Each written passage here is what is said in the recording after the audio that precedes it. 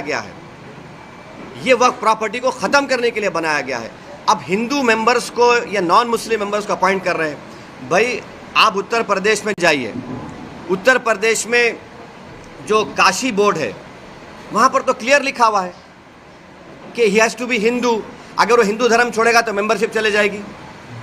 फिर आप देख लीजिए जाकर आप ये जो आपका तमिलनाडु का एक्ट है, तेलंगाना का एंडोमेंट एक्ट है, आंध्रा का है, उड़ीसा का है, इसमें सब लिखा गया कि only Hindu will become the member. अच्छा, हिंदू की परिभाषा क्या है संविधान में? हिंदू, सिख, बौद्ध और जैन, मगर इन मंदिरों में सिर्फ हिंदू बनेगा मेंबर। अब मिसाल के तौर पर मुंबई में ट्रस्ट में है आपका कौन सा मंदिर है? सिद्धि विनायक है। गुजरात में सोमनाथ की मंदिर, वो भी ट्रस्ट में आता। वहां पर आप किसको बनाते मेंबर? आप एक बात समझिए, तिरुपति के प्रसाद में घी में एनिमल फैट आया तो एतराज हो रहा है, बिल्कुल सही है, नहीं होना चाहिए अगर हुआ तो, मगर आप हमारे धर्म के संस्थानों में आप कैसे नॉन मुस्लिम को बनाएंगे? प्रसाद में आप बोल रहे कि एनिमल फैट आ गया तो गलत है, बोलो, हम भी मानते गलत है, नहीं आना चाहिए, उनकी आस्था है। मगर यहाँ पर हमारी आस्था, हमारे धर्म में ये तो वक्फ बोर्ड तो मुस्लिम धर्म का हिस्सा है। तो इसलिए ये जो बिल मोदी लाए हैं, उनकी सरकार लाई है, वो वक्फ प्रॉपर्टीज़ को छीनना चाह रहे। अच्छा, अभी हाजी मलंग की दरगाह है, एकनाथ शिंदे का स्टेटमेंट है कि दरगाह नहीं हम नहीं मानते। अब ये कानून बनेगा तो कलेक्टर साहब के पास जाएंगे, कोई कलेक्टर बोलेगा नहीं नहीं ये दरगाह नहीं है, ये तो कुछ और है, या इंक्वायरी ऑर्डर कर देगा। ये कैसे होगा बताइए आप? अच्छा एक मिनट ठहरिए, इसमें एएसआई के प्रोटेक्टेड मॉन्यूमेंट्स भी है। एएसआई चाहता है कि पूरा निकाल दिया जाए वक्फ बोर्ड से। एएसआई का सेक्शन 16(1) पढ़िए आप, वो ये बोलता है कि the religious character of any protected monument we can never be changed. तो ये इसीलिए हम कह रहे हैं कि ये वक्फ बिल जो नरेंद्र मोदी लाए हैं वो वक्फ की प्रॉपर्टीज़ को बचाने के लिए नहीं, वक्फ के प्रॉपर्टीज़ को एफिशिएंट बनाने के लिए नहीं। अच्छा, जो वक्फ बोर्ड को मुतवल्ली 7% देते थे अपने इनकम का, उसको आप 5% कर दिए। ये कौन सा वक्फ के मफाद में काम कर रहे बताओ आप? तो इसीलिए ये सब एक मुसलमानों से उनकी मस्जिदों को छीनना चाहते हैं, दरगाहों को छीनना चाहते हैं, कब्रस्तानों को छीनना चाहते हैं, इसलिए इस बिल को लाए हैं लोग। एक के बाद एक के बाद मैं कह नहीं जा रहा हूँ, भाग नहीं रहा हूँ मैं। बोलिए आप, बोलिए आप।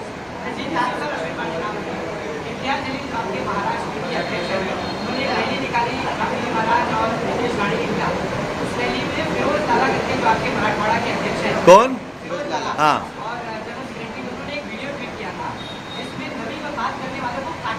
देखो मेरे भाई, सुनो एक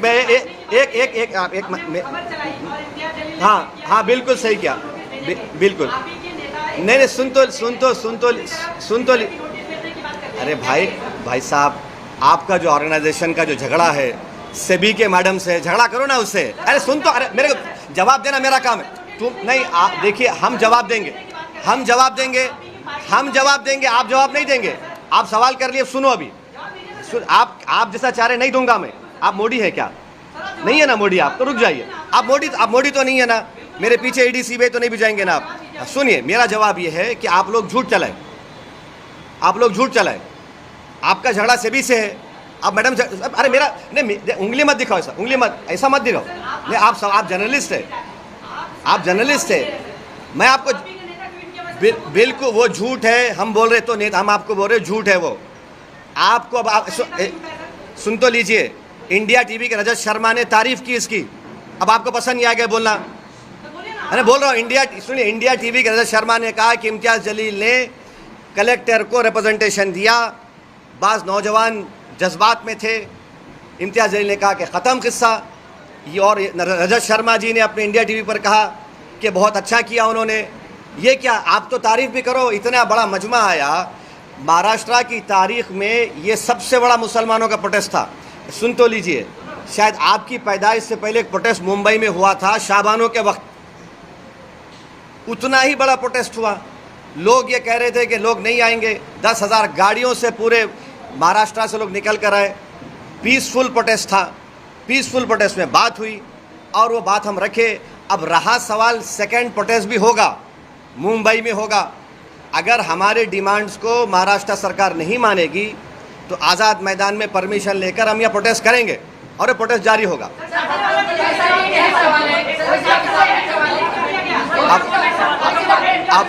अब आप लोग डिसाइड कर लो, आप लोग डिसाइड कर लो। एक एक आप बैठ जाइए, आपको अपने क्या करें, उनको डिसाइड कर, आप कहीं को बीच में उठ रहे हैं, अब ठहरो ना।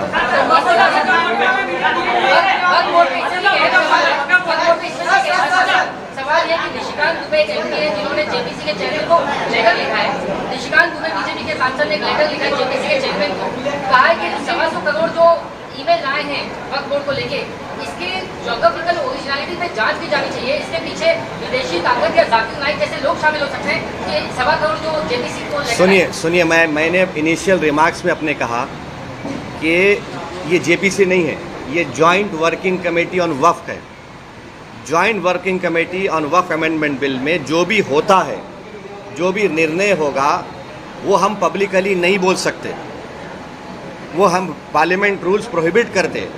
वो अंदर जो भी होगा वो चेयरमैन साहब और मेंबर्स डिसाइड करेंगे। वो लिखे हैं तो ये देखिए, मैं आपको बता रहा हूँ, पार्लियामेंट की स्टैंडिंग कमेटी हो, पार्लियामेंट की सेलेक्ट कमेटी हो, पार्लियामेंट की जॉइंट पार्लियामेंट्री कमेटी हो, पार्लियामेंट की जॉइंट वर्किंग कमेटी हो, पार्लियामेंट की बिजनेस एडवाइजरी कमेटी हो, इन तमाम कमेटीज़ में जो भी अंदर जो होता है वो हम नहीं बोल सकते। आप मेरे को चाह रहे हैं कि कोई लेटर लिखा चेयरमैन को, वो कमेटी का हिस्सा हो गया। अभी हम उसको कमेटी में बात करेंगे या नहीं करेंगे, वो कमेटी का चेयरमैन तय करेगा, हम तय करेंगे। सरकार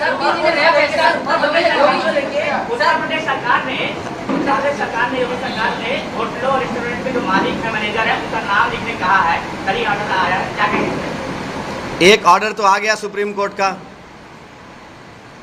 एक ऑर्डर तो सुप्रीम कोर्ट का आ गया।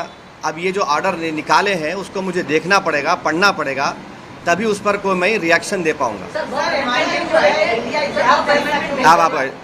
अमेंडमेंट बिल को लेके आप उसकी मुखालफत क्यों कर रहे हैं? क्योंकि वक्त के अंदर अमेंडमेंट होना चाहिए, क्योंकि बहुत सारी ऐसी वक्त की जायदाद है जिनके ऊपर कब्जा हुआ है और जो दूसरों के पास है, तो क्या अमेंडमेंट होना चाहिए? तो सुनिए, अभी देखिए, नहीं आप अच्छा आप सब पूछ लीजिए, आप वहाँ वक्फ बोर्ड की जो आप बता रहे कि वक्फ बोर्ड में बदलाव नहीं होना चाहिए, तो वक्फ बोर्ड जो रहे अभी तक का जो वक्फ बोर्ड बना या ट्रिब्यूनल बना, उसके रहते हुए सिर्फ बिजनेसमैन, सिर्फ बिल्डर लोग ने जो है पैसे कमाए, ना ही कि एक आम मुसलमान को कोई फायदा हुआ वो वक्फ की जमीनों से। अंबानी एक जो जिस पे एक नोटिस आएगी, जो इतना दुनिया का सबसे बड़ा घर बना चुका है, उसके आपका क्या है? आप लोगों को गलत फहमी है कि वक्फ की प्रॉपर्टी से या जो मुतवल्लियों से पीपल अवामुन्नास को एट लार्ज पब्लिक फ़ायदा नहीं हुआ। मेरी आपसे गुजारिश है कि कभी गुलबर्गा को जाइए। गुलबर्गा में जो उस ख्वाजा बंदा नवाज़ के जो सज्जादे हैं, मोहम्मद हुसैनी रहमतुल्लाह अलैह, उन्होंने अपनी ज़िंदगी में आज से 50 साल 55 साल पहले उन्होंने एक स्कूल शुरू किया था और मुसलमान लड़कियों को तालीम दिलाने के लिए वो बंडी में, बैल बंडी में पर्दा लगाकर वो बंडी हर मुस्लिम घर को जाती थी ताकि वो मुस्लिम बच्चियां उसमें बैठकर आकर स्कूल में पढ़े। फिर उन्होंने स्कूल क़ायम किया, इंजीनियरिंग कॉलेज क़ायम किया, मेडिकल कॉलेज क़ायम किया। ऐसा आपको नेगेटिविटी मत दिखाइए, ये एक है। दूसरा ये है कि वक्फ बोर्ड को समरी एविक्शन पावर्स नहीं है। अगर मुझे किसी एनक्रोचर को निकालना है तो कलेक्टर को लिखना पड़ता मुझे। अगर मैं सुप्रीम कोर्ट में केस जीत भी जाता हूं तो मुझे ईपी फाइल करना पड़ता सिविल कोर्ट में। तो वक्फ बोर्ड को समरी एविक्शन पावर्स मिलने चाहिए जो हिंदू एंडोमेंट बोर्ड को दिए गए हैं, वो दीजिए और आप इन एनक्रोचर्स को निकालेंगे। अब जो एनक्रोचर्स है, लिमिटेशन एक्ट वक्फ प्रॉपर्टीज़ के ऊपर, limitation act Hindu endowment properties पर अप्लाई नहीं होता। अब इस बिल में नरेंद्र मोदी बोल रहे लिमिटेशन अप्लाई होगा, यानी जितने एनक्रोचर्स कब्जा करके बैठे हैं उनको अब मालिक बनाना चाह रहे। अब रहा सवाल तीसरा जो आप यहाँ पर बड़ी बिल्डिंग का हवाला दिए, वो जो है वो आगा खानी वक्फ की है। अब मोदी जी आगा खानियों के लिए वक्फ बना रहे, हम चैलेंज कर रहे मोदी जी को। आगा खानी जो वक्फ की प्रॉपर्टी थी जिसमें कुरान पढ़ाना, यतीम खाना था, वो उसको 21 करोड़ में किसने बेचा और क्यों बेचा? और क्या वहाँ पर वक्फ बोर्ड के ऑफिसर्स ने लिखकर नहीं दिया था कि this is a Waqf property? अभी भी मसला सुप्रीम कोर्ट में चल रहा है। तो ये अगर आप पावर्स देखिए, सेक्शन 40 का पावर छीन लेंगे, आप लिमिटेशन एक्ट अप्लाई करेंगे, वक्फ बाय यूज़र निकाल देंगे, तो ये किसके लिए किया जा रहा है? फिर वक्फ बोर्ड के लिए तो नहीं किया जा रहा है ना, ये तो बड़े बड़े दौलतमंदों को फ़ायदा पहुंचाने के लिए किया जा रहा है, बिल लाया जा रहा है। अखिलेश यादव वो नहीं पूछे अभी ने, बोले सर, आप इंडिया जलील ने कहा था कि हम चाहते हैं कि महाविकास आघाड़ी के साथ गठबंधन हो ताकि वोटों का बंटवारा ना हो। इसके ऊपर महाविकास आघाड़ी की तरफ से कहा गया है कि अगर आप गठबंधन करना चाहते हैं तो लेकिन प्रस्ताव दीजिए, खड़गे जी से बात करिए, उद्धव जी से बात करिए। एक बात आप बात करना चाहेंगे? इम्तियाज़ जलील साहब ने लिखकर एक प्रस्ताव भिजाया है कांग्रेस के महाराष्ट्र के अध्यक्ष को और एनसीपी के अध्यक्ष को, उन्होंने लिखकर भिजाया है। मैं इतना ही कहूँगा, अब वो उनको डिसाइड करना है। इससे जुड़ी हुई एक बात आपसे करना चाह रहा हूँ, जो इम्तियाज़ जलील की लीडरशिप में जो प्रोसेशन, जो गाड़ियों का काफ़िला औरंगाबाद से निकला, उसमें तो इम्तियाज़ जलील ने हर ज़िले के कांग्रेस, राष्ट्रवादी और समाजवादी, इन तमाम के ज़िले के लीडर्स को से उनके बड़े बड़े अध्यक्ष को लेटर लिखा कि आप आइए, इसमें आप आकर इसको ज्वाइन करिए, ये कोई पॉलिटिकल प्रोटेस्ट नहीं है, आप इसमें शामिल हो जाइए। कोई नहीं आया भाई। इतने एमएलए, मुस्लिम एमएलए जीत कर आए कांग्रेस पार्टी से, उनको आना चाहिए था भाई। ये तो एमआईएम का फंक्शन नहीं था, ये तो जो उस शख्स ने हमारे प्रॉफेट मोहम्मद सल्लल्लाहु अलैहि वसल्लम के ख़िलाफ़ जो अनाप शनाप बकने की कोशिश की, और फिर एक बीजेपी का एक विधायक है जिसने अनाप शनाप भाषण दिया, उसके ख़िलाफ़ एक प्रोटेस्ट हुआ था, अब उसमें भी नहीं आते। तो मैं अब फिर से उनसे रिक्वेस्ट कर रहा हूं कि अब जब सेकेंड फेज़ ऑफ प्रोटेस्ट होगा महाराष्ट्र में, मुंबई में, उसमें आप लोग आइए, आप लीड करिए, हम आपके पीछे खड़े तैयार हैं।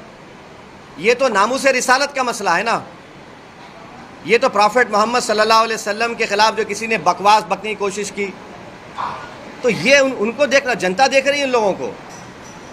आप आ ही नहीं रहे प्रोटेस्ट में, और जो लोग बोल रहे थे प्रोटेस्ट वायलेंट होगा, वायलेंट होगा, उनको तो चुल्लू पर पानी में डूब मरना चाहिए, बेशर्मों को। वो जो प्रोपेगेंडा कर रहे थे कि वायलेंस हो जाएगा, वो हो जाएगा, ये हो जाएगा, अरे बेशर्मी की हद कर दिए, झूठ की हद कर दिए। 10,000 गाड़ियाँ निकली और 10,000 गाड़ियों में से पूरे पीसफुल गए, एक दो जगह पर उनको आईने फोड़े गए गाड़ी के, फिर भी हम लोग प्रोवोक नहीं हुए। मैं सलाम करता हूँ, मैं तो सलाम करता हूँ उन तमाम लोगों को जो सिर्फ प्रॉफेट मोहम्मद सल्लल्लाहु अलैहि वसल्लम के बारे में जिस शख्स ने बकवास बकी और रूल ऑफ लॉ के अपहेल्ड करने के लिए संविधान को तिरंगा लेकर निकले, इन लोगों को नहीं आते। तो अब मैं क्या करूँ इसके बारे में, मगर जनता देख रही है, दुनिया देख रही है। आप ये बात एक आता हूँ। हाँ, हम भी डटे हुए हैं, हम कहाँ डटे हुए नहीं हैं? आपको क्या लग रहा है? जितना हम डटे हुए हैं उन तो वो तो हटे हुए हैं, वो तो डरे हुए हैं, हम तो डटे हुए हैं।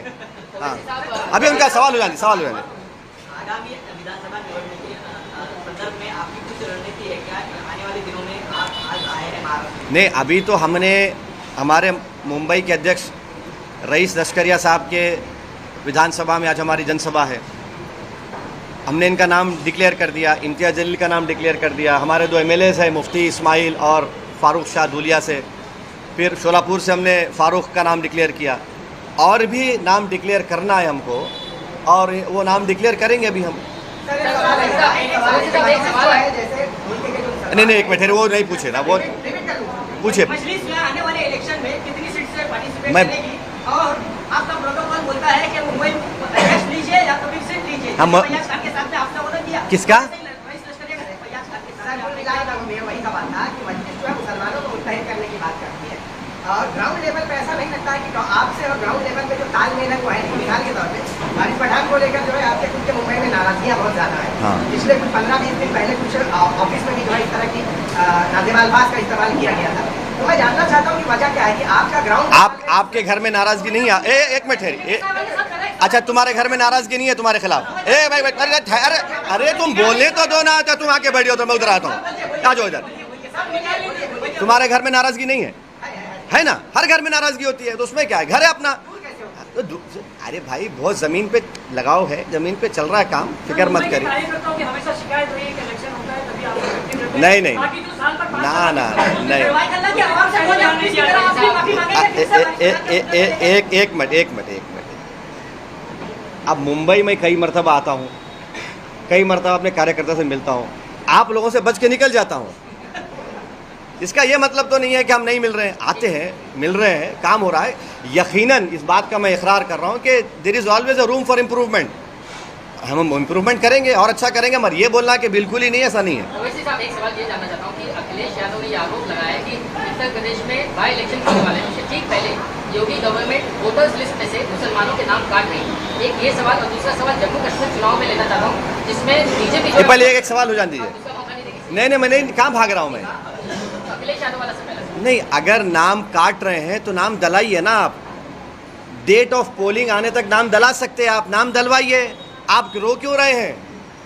आप नाम दलवाइए। अगर आपके नाम का बीजेपी नाम डाल रही है डिलीशन का, तो आप डालिए उनका नाम। कौन रोक रहा है आपको? आप डालिए नाम और इलेक्शन कमीशन को रिप्रेजेंटेशन भिजाइए, मीडिया को दीजिए कि कहाँ पे कौन सी 10 विधानसभा में चुनाव हो रहा है बाई इलेक्शन का, कहाँ से नाम काट रहे हैं वो दे दीजिए। मीडिया को बोल दीजिए कि इस विधानसभा में इतने नाम काटे गए मुसलमानों के, मगर नाम डलवाइए आप और करिए वो। अब वो कहाँ पे? हाँ,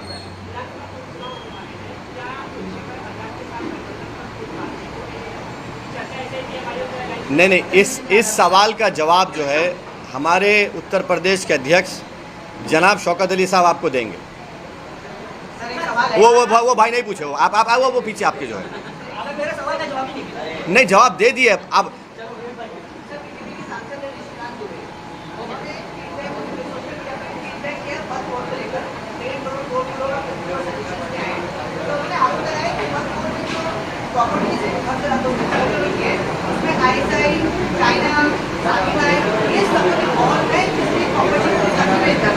वो क्या बोल रहे? ISI, चाइना, हाँ, और ये लोग क्या कर रहे हैं? अच्छा, किसके नाम पे कर रहे हैं वो लोग? किसके नाम पे कर रहे हैं? नहीं, किसके नाम पे तो करना। नहीं, अरे मैं जवाब, किसके नाम पे तो करना पड़ेगा ना। क्या चाइना के नाम पे रजिस्ट्री होगी भारत में? नहीं, अरे वो बोल रहे हैं वो, अरे नहीं, वो बोल रहे हैं कि प्रॉपर्टीज अपने नाम पे कर रहे हैं। चाइना के नाम पे रजिस्ट्री तो नहीं होगी भारत में। हाँ, एक जगह पे हो गई, डेमचौक डेमसांग में 2000 स्क्वायर किलोमीटर पर चाइना कब्जा करके बैठा है। ऑल वेदर रोड्स बना चुका है। चाइना वहाँ पर जो स्ट्रक्चर्स बना रहा है अपनी आर्मी के लिए, ऑल वेदर, उसमें माने हीटिंग है, वहाँ पर खाने का इंतज़ाम है। हम आज भी चैलेंज कर रहे नरेंद्र मोदी को, अगर हम झूठ बोल रहे तो नरेंद्र मोदी आपको, मीडिया के लोगों को लेकर जाइए डेमचौक डेमसांग में और सुनिए। 1 साल पहले एसपीज की कॉन्फ्रेंस हुई थी जिसमें लद्दाख के पुलिस कमिश्नर ने कहा था कि 65 पेट्रोलिंग पॉइंट्स में से 25 पेट्रोलिंग पॉइंट पर हमारी आर्मी और पैरामिलिट्री फोर्स वहाँ पे पेट्रोलिंग नहीं कर सकती। वो जो पिक्चर में तालाब दिखा था ना, वो मशहूर पिक्चर था, वो नाम याद नहीं आ रहा हूँ, देखता नहीं हूँ मैं। वो तालाब को आप नहीं जा सकते अभी। वो तालाब को खाली आपको टीवी में देखना पड़ेगा। आधा तालाब चाइना ले लेके चला गया। तो ये सुनिए, तो हमारे जो दोस्त लेटर लिखे हैं उनको तो डेमसांग डेमचौक के बारे में बात करें। हाँ, तो उनका इन्वॉल्व है तो देते प्रूफ, देते बराबर। अगर कोई चाइना इन्वॉल्व है तो हम तो बोलेंगे पहले चाइना को डेमसांग डेमचौक से निकाल कर उखाड़ कर फेंको। अभी तक 18 राउंड की बातचीत हो चुकी है भारत सरकार की और चाइना की आर्मी के साथ, और चाइना टस से मस नहीं हो रहा है। और मोदी जी देश को झूठ बोले थे। क्या बोल, सुनिए, सुन तो लीजिए, क्या कहा था? ना घुसा है ना घुसेगा। 18 राउंड की बातचीत क्या बिरयानी खाने के लिए की जा रही है चाइना से? तो अरे भाई, आपके ने प्रूफ है तो देखिए ना। मेरे को क्या करना है चाइना ISI से? मैं ये कह रहा हूँ चाइना तो कब्जा करके बैठा है और POK में पाकिस्तान कब्जा करके बैठा है। निकालिए उसको वहाँ से। आप तो बोल दिए हैं, निकालिए ना। वो जो सवाल नहीं पूछे उनको पूछने दीजिए। बदलाव को माना आपने, इस तरह से देखते हैं अपोजिशन इसमें एक और में सवाल उठा रहे हैं। तो इसको एक ही जोड़ना चाहूँगा, शहर में जगह जगह पर पोस्टर लगे हैं, देवेंद्र फडणवीस की तस्वीर लगी है और लिखा गया है बदलाव पूरा, बदलाव पूरा हो गया, इस तरह के पोस्टर भी लगे। तो इस पोस्टर से शुरू करते हैं। अब वो बोल रहे हैं, सुन तो लीजिए ना, बदला पूरा हो गया। तो सरकार इस बात को मान रही है कि कोर्ट से सजा नहीं दिलाएंगे, ऑनरेबल जज साहब सजा नहीं देंगे, हम बदला लेंगे। देखिए, ये जो बदला लेते हैं ना, ये जो लोग बदला लेने वाले होते हैं, ये गैंगस्टर माफिया होते हैं। संविधान में इंसाफ होता है, जस्टिस होता है, और कोर्ट के जरिए से उस खाती को जब सजा दी जाती है तो बदला नहीं होता, वो जस्टिस होता है। तो बदले और जस्टिस में फर्क है। आप बदले की बात कर रहे हैं, हम जस्टिस की बात कर रहे हैं। अगर ऐसा ही होगा जैसा पोस्टर लगाकर बदला ले लिए, तो फिर कोर्ट को बंद कर दो। आप जितने पब्लिक प्रोसिक्यूटर उनको बोलो छुट्टी मनाओ, चौपाटी पे जाकर बैठ के एंजॉय करो। जज साहब को बोलो आपकी जरूरत ही नहीं है। वो संविधान में जो राइट टू लाइफ एक फंडामेंटल राइट है, एक्यूज का भी है और आपका मेरा भी है। आप बदला लेकर नहीं मार सकते, आप जस्टिस करके उसकी आप कैपिटल पनिशमेंट दे सकते हो उनको, वो जस्टिस होगा।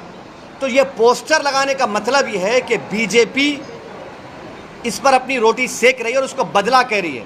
हम जस्टिस का मुतालबा कर रहे हैं। सर, आपने जस्टिस की बात कही, जो अक्यूज हैं अक्षय शिंदे, उसके बाबा हाईकोर्ट में गए, कहा कि जो इनकाउंटर हुआ है गलत हुआ है।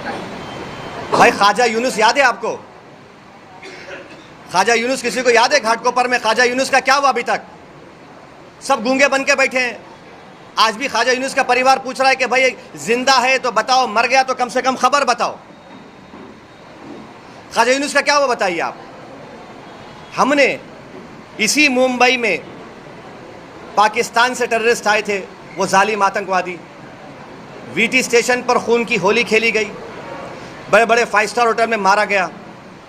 हमने कसब को पकड़ा था और उस कसब को पकड़ने में मुंबई पुलिस के एक बड़ा कांस्टेबल ने अपनी जान की अजीम कुर्बानी दी। हेमंत करकरे की मौत हुई और 2 IPS की मौत हुई। हमारे सिस्टम ने उस जालिम को गोली नहीं मारी, कसब को जेल में रखा, केस चलाया, कोर्ट ने उसको फांसी की सज़ा दी, और जब वो मर गया तो मुंबई के मुसलमानों ने कहा कि हमारे कब्रिस्तान में मत दफनाओ उसको, वो नापाक है, उसको ले जाकर जेल में दफनाया गया। ये जस्टिस है। बदला और जस्टिस में फ़र्क ये है। वैसे साहब, हाल ही में जब भिवंडी में दंगे हुए तो वहाँ पर कुछ लोगों ने ये आरोप लगाया कि मस्जिद के सामने जय श्री राम के नारे लगाए गए, इससे जो पब्लिक भड़क गई और हालात बिगड़ गए। तो क्या ये जय श्री राम के नारे लगाना गलत है? और दूसरा ये कि जो गणपति की मूर्ति पे जो लोग पत्थर फेंकते हैं, क्या वो सच्चा मुसलमान हो सकता है? देखिए, कोई भी सच्चा या पक्का या झूठा ये आप और मैं तय करने वाले नहीं हैं, समझे ना। जो सबसे पहले अच्छा इंसान होना पड़ेगा, तभी वो अच्छा मुसलमान, अच्छा हिंदू होगा। अगर आप अच्छे इंसान नहीं हैं तो आप में ना अच्छे और बुरे की तमीज़ पैदा होगी।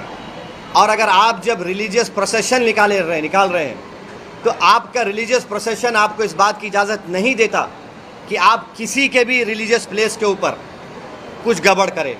और अगर कोई गड़बड़ करता है तो कानून को अपना काम करना चाहिए। ये हमारा मानना है, रूल ऑफ लॉ प्रिवेल होना चाहिए। कोई देखिए, एक बात सुनिए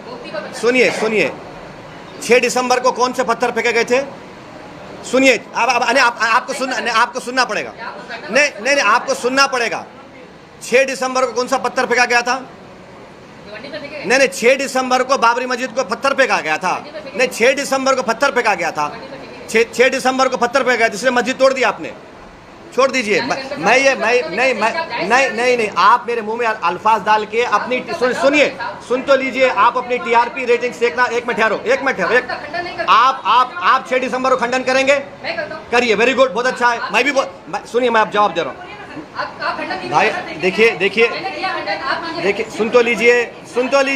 आप ऐसा करेंगे, अगर आप मन बना के आए हैं कि मेरी TRP बढ़ जाएगी ZTV की और ET की, तो नहीं होगा। सुनिए, आप सुनना पड़ेगा, या नहीं सुनेंगे तो मैं खामोश बैठ जाता हूँ। आप इतना देखिए, मेरे को अंदाज़ा है कि मोदी जी के बारे में इतना बोला हूँ, आपको तकलीफ हो रही है अंदर से, मगर मैं ये कह रहा हूँ कि कानून का उल्लंघन नहीं होना चाहिए, किसी की तरफ से हो। और कानून का उल्लंघन होता है तो पुलिस एक्शन लेगी। आजकल तो सीसीटीवी आ गया ना, सीसीटीवी में सब निकलता है। वो तो बीएनएस में वो उसको एक्सेप्ट भी हो रहा है। अगर कोई भी कानून का उल्लंघन करता है तो कानून अपना काम करेगा, मगर कानून जब काम करेगा तो सबके लिए काम करना पड़ेगा। ऐसा नहीं होगा कि कोई मेरे प्रॉफिट मोहम्मद सल्लल्लाहु अलैहि वसल्लम बारे में बोलेगा और उसको हाथ भी नहीं लगाएंगे। ऐसा तो नहीं होगा कि खड़े होकर बोले कि मस्जिद में घुस के मारूंगा क्योंकि वो सत्ता में जो पार्टी बैठी है उसका राज दुलारा है, उसको हाथ नहीं लगाएंगे। तो सेलेक्टिव इम्प्लीमेंटेशन ऑफ कानून का नहीं होना चाहिए। कानून मजहब देखकर इस्तेमाल नहीं होना चाहिए, ये हमारा बोलना है। आप बोलिए। 10 साल पहले का जो बयान था आपके छोटे भाई साहब का, बस 2 मिनट का। अब वो उसमें मत जाइए, वो कोर्ट से भरी हो गया, वो खत्म हो गया। अरे यार, ये कहा गया है कि मस्जिद में जो कमाने के लिए आएगा उसको धक्के मार के भगा दिया। हाँ, मस्जिद में जो भी लीडर कमाने की गरज से मस्जिद में शामिल होगा, मस्जिद पार्टी में, उसको धक्के मार के भगा दिया जाएगा। पिछले 10-15 साल का अगर डेटा देखा जाएगा तो मस्जिद के लीडरान की जो है, अरे भाई, डेविड में उनकी मिल्कियत में काफी इजाफा हुआ है। आपके बारे में पठान साहब भी बैठे हैं, उनकी मिल्कियत में इजाफा हुआ है। अच्छी बात। आप बयान में कहा नहीं सुनिए, मिल्कियत में इजाफा हुआ है, आपकी क्यों जल रही? अब हुआ है तो हुआ है। बीजेपी के नेताओं में इजाफा हुआ है, बहुत सौ का इजाफा हुआ है। भाई आज जो प्रॉपर्टी 5 साल पहले थी उसकी वैल्यू बढ़ेगी ना, गवर्नमेंट वैल्यू बढ़ाती है तो प्रॉपर्टी वैल्यू बढ़ेगी। 3 से 30 हो गई। हाँ है नहीं है नहीं। अच्छा, आपको शेयर नहीं मिला क्या? बोलिए, बताएंगे आप। चलिए अभी अरबी में बोलना चाहता सर। उनका कहना है कि लोकसभा चुनाव में एक तरफा मतदान किया गया, भाजपा आघाड़ी पक्ष में, लेकिन विधानसभा में प्रतिनिधित्व मुसलमानों का नहीं होता है। इसीलिए कम से कम 42 सीटें जो है जहाँ पर मुस्लिम बहुल इलाके हैं वहाँ पर मुसलमानों को उम्मीदवारी दी जाए ताकि सदन में जाकर वो मुसलमानों के मुद्दे को उठा सके। इतना बड़ा प्रोसेशन निकला जो नॉन पॉलिटिकल था, उसमें नहीं आ रहे ये लोग। क्या टिकट पूछ रहे? एक मुसलमान के लिए उसका जो दिल होता है वो प्रॉफिट मोहम्मद सल्लल्लाहु अलैहि वसल्लम होते हैं, उसमें इनके लीडर नहीं आना चाह रहे, उसमें तो अब क्या बोलेंगे इनको? अरे भाई तुम, इतना बड़ा मसला है ये, उसमें आ जाते आप टिकट लेके क्या करेंगे?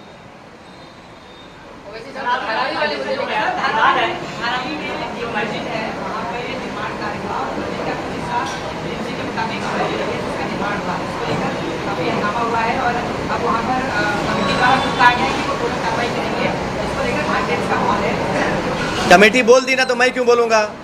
कमेटी जब बोली है तो कमेटी से पूछो। अरे जो कमेटी बोली है वो काफ़ी है, उनसे पूछना पड़ेगा, मैं तो नहीं मालूम। मैं जब कमेटी बोली है तो उसमें अभी और क्या बोलेगा?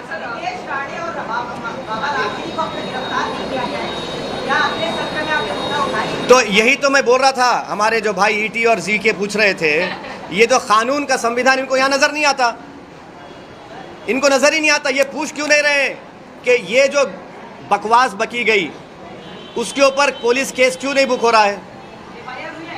अरे पकड़ो ना, कोई दूल्हा तो नहीं है, हाथ में मेहंदी तो नहीं लगी हुई दुल्हन की तरह, भिजाओ उसको, उठा के लेके जाओ, जेल को भिजाओ, ले जाओ ना। एफआईआर हुआ है, एफआईआर लेके क्या करेंगे? बीएनएसएस में तो 15 दिन का टाइम है, जब एफआईआर इशू हो चुका है तो पकड़ो ना उसको, नहीं पकड़ सकते। देखिए महाराष्ट्र की पुलिस को ये लोग कमज़ोर कर रहे हैं बीजेपी वाले। महाराष्ट्र की पुलिस एक प्रोफेशनल फोर्स है और उस प्रोफेशनल फोर्स का लोग मजाक उड़ा रहे हैं। ये एक नहीं अनेक भाषण है उसके, क्यों बचाया जा रहा है? क्योंकि वो रूलिंग पार्टी का है। मस्जिद में घुस के मारेंगे, ये आपको नज़र नहीं आता, पत्थर नज़र आते खाली आपको। तो ये सिलेक्टिव इम्प्लीमेंटेशन लॉ क्यों हो रहा है? इसको पकड़ना चाहिए फौरन दोनों को, कोर्ट अपना काम करेगा। एक चुनाव को लेकर एक सवाल है, प्रॉपर्टी आधार कार्ड देख के बेचेंगे। जो है सीट सेलिंग को लेकर अभी तक मीटिंग चल रही है, लेकिन 6 सीटें हैं मुंबई में जहाँ पे मुस्लिम ज़्यादा है, वहाँ वो सीटें ना कांग्रेस छोड़ने को तैयार है, ना शिवसेना छोड़ने को तैयार है। हमें वो सीटें चाहिए, तो आप किस तरह से मेरा क्या, आप वहाँ पे अपने कैंडिडेट को किस तरह से नहीं देखिए वो क्या, मुस्लिम इलाकों में सुनिए, सिर्फ मुस्लिम इलाकों का सवाल नहीं है। एमआईएम पार्टी हर इलाके से अपने कैंडिडेट खड़ा करेगी। इम्तियाज़ जलील ने तो लिख कर दिया महाराष्ट्र के कांग्रेस के अध्यक्ष को, एनसीपी के नेता को, तो अब हम खड़ा करेंगे नहीं खड़ा करेंगे हमारी पार्टी तय करेगी, मगर वो क्या करेंगे उससे मुझे क्या करना है? उनकी पार्टी का इंटरनल मैटर है ना वो। मुफ्ती साहब, चुनाव को लेकर एक सवाल है कि चाहे अजित पवार की पार्टी हो, चाहे एकनाथ शिंदे की पार्टी हो, चाहे हमने देखा कि ईद की छुट्टी को पोस्टपोन करने का मामला हो या यहाँ पे गुरखा बांटने का एक मामला हो, हर कोई जो है मुस्लिम वोटर्स को प्लीज करने में जुटा हुआ है। तो ऐसे में आगामी चुनाव में मुस्लिम वोटर्स जो है, क्या वो इनकी बातों में आएगा, कहीं ने वोट करेगा अजित पवार की पार्टी हो, चाहे वो एकनाथ शिंदे की? अब आप ये बोलिए, वो मस्जिद में घुस के मारूंगा, किसको खुश कर रहे हैं? मुल्ला जी को खुश कर रहे हैं। वो प्रॉफिट मोहम्मद सल्लल्लाहु अलैहि वसल्लम शान में बकवास बक रहा है, मुझे खुश कर रहे हैं। आप लोग क्यों ऐसा सवाल करते हैं भैया? ये कहाँ खुश हो रहे हैं? बुलडोजर मुझ पे इस्तेमाल होता, कोई भी अनाप शनाप बक देगा, केस अरेस्टिंग नहीं होती उसकी। अपीजमेंट तो इनका हो रहा है ना, रूलिंग पार्टी से जो वाबस्ता उनका अपीजमेंट हो रहा है, और मुंबई पुलिस का और महाराष्ट्र की पुलिस का मजाक उड़ाया जा रहा है। अपीजमेंट तो दूसरी तरफ हो रहा है, मेजॉरिटेरियन अपीजमेंट कर रही है बीजेपी और एकनाथ शिंदे की सरकार।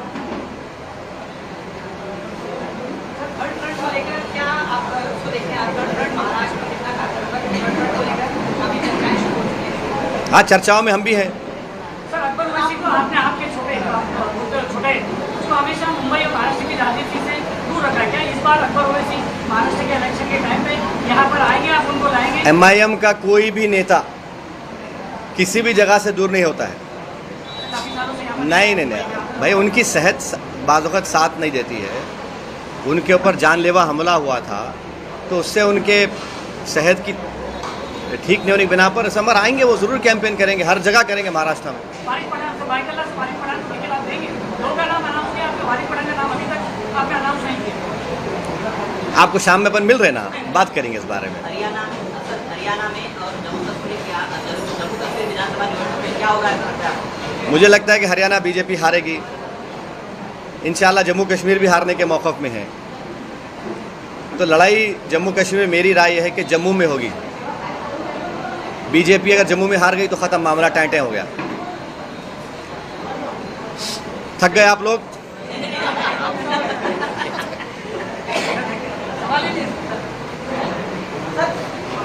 सोच के क्यों बोल रहे प्यारे? SMS आया क्या? पूछ ले, बोल क्या पूछे? नहीं, जाना है हमको, हमारे ऑफिस को जाने का। ये मेरे को हाथ दबा रहे मेरा, चलो चलो बोल के। फिलिस्तीन के खिलाफ एहतिजाज करने चाहिए। महाराष्ट्र में या इंडिया में बनाई है, मगर मोदी जी फिलिस्तीन में जाके वहाँ पर दुख जताते हैं, क्या कहना? नहीं, अभी तो यूनाइटेड नेशन में महमूद अब्बास से हेलो या हबीबी बोल कर आए हैं, हाथ मिला है महमूद अब्बास से मोदी जी। आपने नहीं देखा फोटो? मिले हैं ना। और इंडिया शुरू से पैलेस्टाइन की ताईद में खड़ा है। यहाँ पर सर एहतिजाज करने में क्यों मना किया जाता है? अब नहीं मालूम क्या तकलीफ है, नहीं क्या तकलीफ है मेरे को नहीं मालूम। हम तो भारत शुरू से, चाहे महात्मा गांधी से हो, पंडित नेहरू हो, जितने बड़े प्राइम मिनिस्टर थे, खुद हमारी मोदी के ये सरकार ने फ़लस्तीनियों के लिए एड भी भिजाया है। वो बोलते हैं कि हम 2 स्टेट का फाइल भी हैं। ये नहीं पूछे।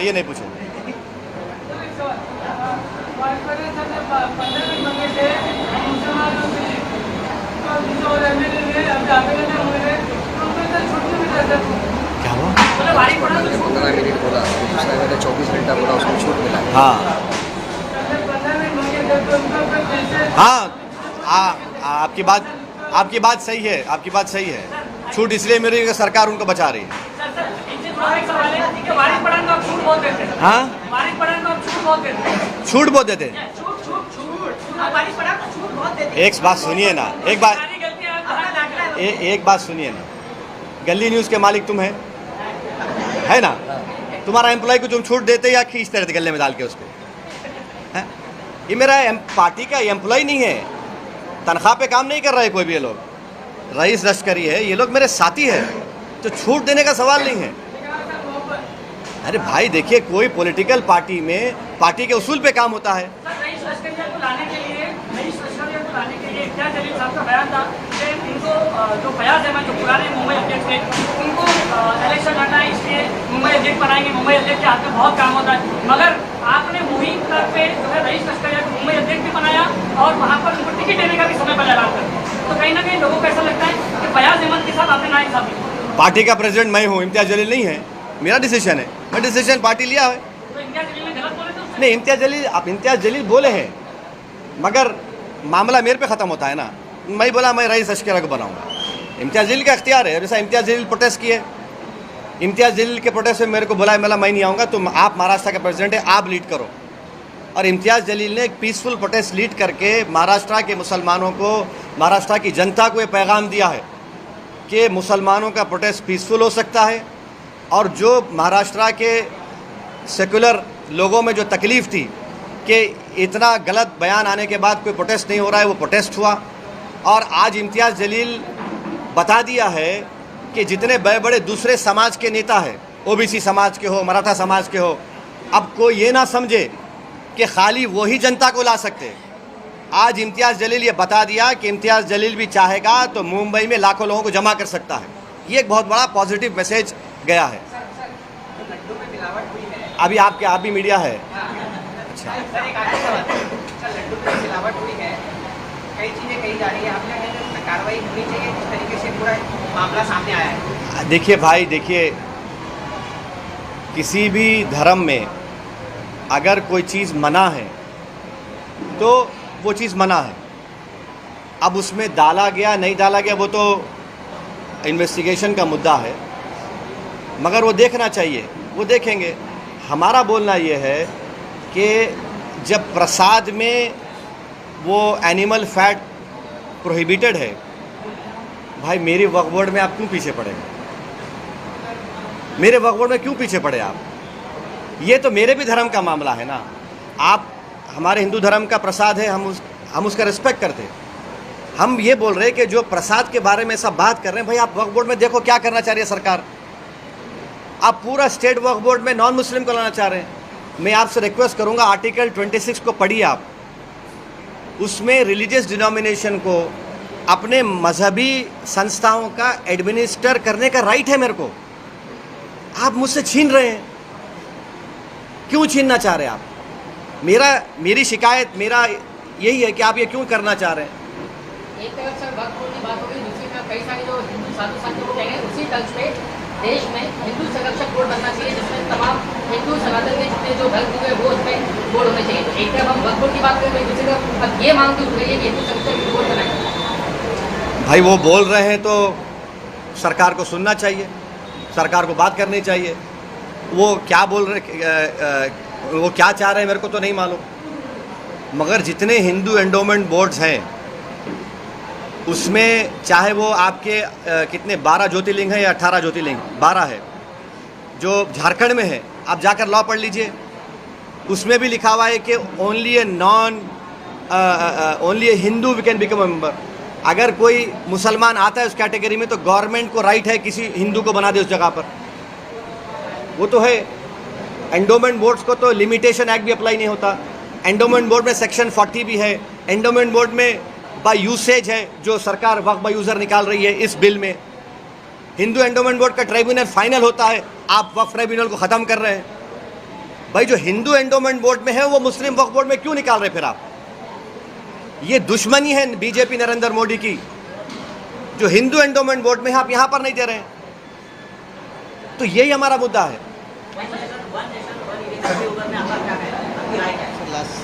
ये आखिरी है ना, ए बस कर देना, बस फिर शाम में कुछ नहीं होगा। नीतीश राणे ने कहा है कि रैली को देखते हुए कहा कि इतने पोहे तर आम्ही रोज सकाळी नाश्ते खातो, यानी इतने लोग आए तो मैं सुबह नाश्ते में खाता। क्या कहना बात करते हैं क्या? अब नहीं मालूम वो इंसान को खाता है क्या? ये कब से होगा खाने वाला? ये इंसान को खाता है वो, यही कहा उसने। क्या कहा, उसका तर्जुमा क्या है, ट्रांसलेशन क्या है? इतने पोहे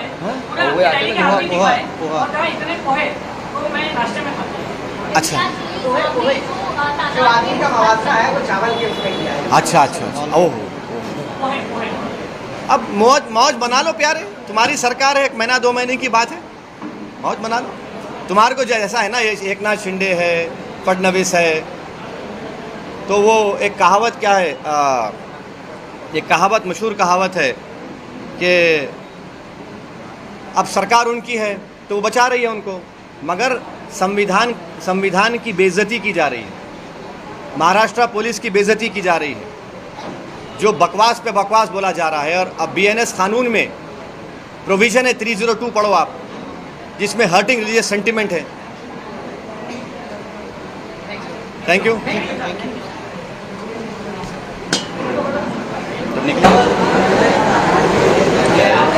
ये 4 डिमांड जो हम गवर्नमेंट को रखे थे ना मुस्लिम, एक तो रामगिरी को पकड़ना,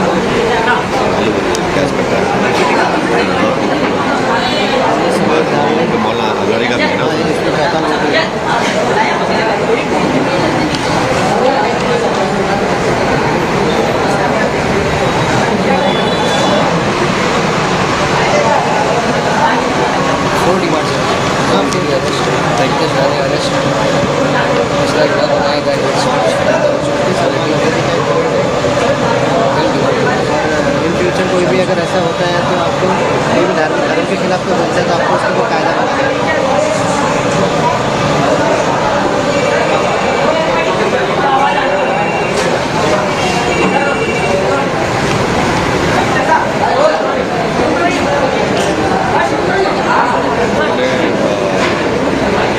आप पूछिए, आप सवाल आप पूछिए। आप पूछ दीजिए आपको।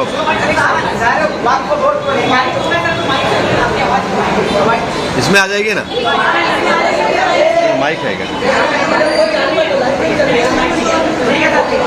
भाई साहब, आज ये पार्लिमानी कमेटी यहाँ आई है वक्फ की जो लेके, पूरे मुल्क के जो लोग हैं, खासकर जो है मुस्लिम जो तबका है, वो अभी भी ये उम्मीद लगाए बैठा है कि ये कमेटी वक्फ जो तरमीमी बिल है उसको लेकर एक पॉजिटिव रिजल्ट देगी कि नहीं, ये मुसलमानों के जो कुछ हुकूक है उसमें सीधे सरकार की दखल अंदाजी है। क्या लगता है कि जो सर्वे हो रहा है या जो कमेटी की मीटिंग हो रही है, किस हद तक कामयाबी मिलेगी आपको उस कमेटी में? देखिए, पार्लियामेंट के जो रूल्स हैं उसके मुताबिक कोई भी पार्लियामेंट की स्टैंडिंग कमेटी हो, पार्लियामेंट की जॉइंट वर्किंग कमेटी हो, उसके जो डेलिब्रेशन होते हैं वो कॉन्फिडेंशियल होते हैं, उसको हम आवाम के सामने नहीं रख सकते। तो उस बारे में तो मैं नहीं बोलूँगा। अब जहाँ तक वक्फ बिल के बारे में आपका सवाल है तो बोलिए, पूछिए, मैं बोलता हूँ।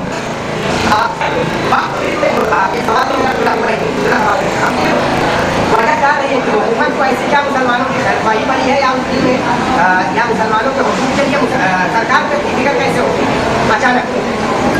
तो अगर आप देखेंगे, सबसे पहली बात तो ये एक झूठा प्रोपेगेंडा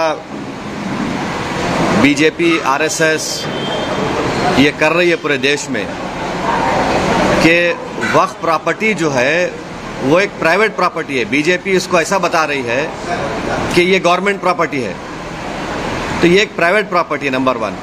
दूसरा, एक झूठा प्रोपेगेंडा बीजेपी आरएसएस और उनके अलाइज की तरफ से किया जा रहा है कि वक्फ बोर्ड के पास देश में 9,40,000 एकड़ ज़मीन है। ये एक अफवाह फैलाई जा रही है कि 9,40,000 है, कितने 32 स्टेट वक्फ बोर्ड में। अगर आप तमिलनाडु, आंध्रा, तेलंगाना और ओडिशा के 13 हिंदू एंडोमेंट बोर्ड की प्रॉपर्टीज़ को ले लिए तो यहीं पर 10 लाख एकड़ ज़मीन हो जाती है। तो ये झूठा प्रोपेगेंडा किया जा रहा है कि आर्मी, रेलवेज़ के बाद वक्फ बोर्ड। भाई, आप तमिलनाडु, आंध्रा, तेलंगाना और ओडिशा में सिर्फ 13 प्रॉपर्टीज़ को कैग ने देखा। इन चारों को आप मिला लीजिए, 10 लाख एकड़ हो जाती है। पांचवी बात यह है कि ये जैसा हिंदू धर्म में प्रॉपर्टीज़ दान दी जाती है, वैसा ही मुस्लिम धर्म में ये दान दी गई प्रॉपर्टी है। अब उसमें गवर्नमेंट का इंटरफेरेंस क्यों हो रहा है? ये आर्टिकल 26 का वायलेशन है। आर्टिकल 26 में लिखा गया कि कोई भी रिलीजियस डिनोमिनेशन अपने मज़हब पे भी चल सकता और अपने जो इमूवेबल मूवेबल प्रॉपर्टीज़ में उसको एडमिनिस्टर कर सकता। तो ये जो नरेंद्र मोदी की सरकार है वो वक्फ प्रॉपर्टीज़ को बचाने के लिए, वक्फ प्रॉपर्टीज़ को डेवलप करने के लिए, वक्फ प्रॉपर्टीज़ में एफिशिएंसी लाने के लिए ये बिल नहीं लाई है। ये बिल इसलिए लाया गया है ताकि हमेशा के लिए वक्फ बोर्ड को ख़त्म कर दिया जाए। इसकी मिसाल आपके सामने दे रहा हूँ। 1995 एक्ट में वक्फ बाय यूज़र है, यानी कोई चीज़ के इस्तेमाल करने की वजह से वो प्रॉपर्टी वक्फ हो जाती है। सर, नमाज हो रही है एक जगह पर, यतीम खाना है, कब्रस्तान है। अब बीजेपी इस बिल में वक्फ बयूज़र ख़त्म कर रही है। वैसे अगर आप हिंदू धर्म में देखेंगे, कई एंडोमेंट बोर्ड्स में देखेंगे, वहाँ पर बाय यूसेज वो प्लेस रिलीजियस हो जाती है, लॉ में है हिंदू धर्म के एंडोमेंट में। अब आप मेरे को बताइए, एक एग्जांपल दे रहा हूँ, उत्तर प्रदेश में 1,21,000 रजिस्टर्ड वक्फ प्रॉपर्टीज़ है सुन्नी वक्फ बोर्ड में, उसमें से 1,12,000 तो वक्फ बाय यूज़र है। जब वक्फ बाय यूज़र ख़त्म हो जाएगा तो कौन सा लॉ अप्लाई होगा उसके ऊपर? एक ये हो गया, ये इनका ये वक्फ बोर्ड बचाने का मतलब नहीं, खींचने का मतलब है। दूसरा उसमें क्या है कि कोई 5 साल जो मुसलमान रहेगा, उसमें लिखा हुआ है प्रैक्टिसिंग मुसलमान रहेगा, वही वक्फ करेगा। अब प्रैक्टिसिंग मुसलमान का मतलब क्या है? क्या वो 5 वक्त की नमाज़ पढ़ने वाला होगा? क्या वो दाढ़ी होगी, सर पे टोपी होगी? क्या वो रातों में जाके मस्जिद में इबादत करेगा? क्या वो कुरान का हाफिज़ होगा? क्या उसकी वाइफ मुस्लिम होगी या नॉन मुस्लिम होगी? ये तुम कौन होते तय करने वाले? 5 साल प्रैक्टिसिंग मुस्लिम है ना, ये देख लो आप। अच्छा, कोई ऐसा लॉ हिंदू धर्म में नहीं है, कोई भी कभी भी दान दे सकता है। आप ये क्यों लेकर आए बताओ? आप कौन होते? मैं प्रैक्टिसिंग हूँ नहीं हूँ, मैं मुसलमान हूँ। मेरे घर में झांक के देखेंगे नरेंद्र मोदी, या फिर 5 साल के बाद मोदी बोलेंगे आओ बेटा तुम मुसलमान सर्टिफिकेट लेकर जाओ? हाँ।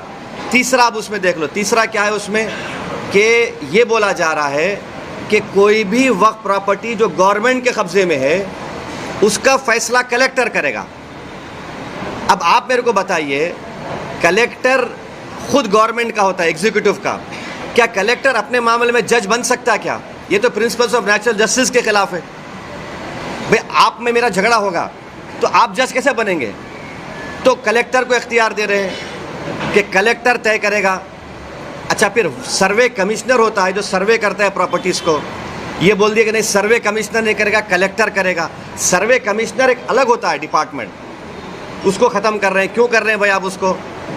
फिर आप ये कर रहे हैं कि स्टेट वक्फ बोर्ड, सेंट्रल वक्फ काउंसिल में